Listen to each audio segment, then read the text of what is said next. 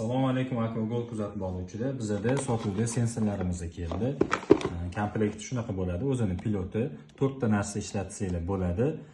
Ikkitasi mana shu panel orqali o'chirib yoqsanglar bo'ladi, sensor orqali. Ikkitasi promoy o'zi ishlaydi. Sifatlari zo'r, baquvvat. Mana simlarini ham ko'rishingiz mumkin. Buni yana boshqacha turi ham bor. O'sha bilan adashtirib qo'ymanglar.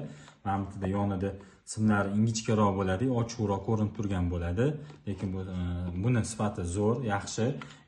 Yana buni plyusi boshqa aytayotganimda, misol mashina nasos tiqib qo'ydinglar, lekin svet o'chib, keyin yana kelgan paytda mashina nasosni yoqib bermaydi, boshqa pozitsiyaga o'tkazib qo'yadi.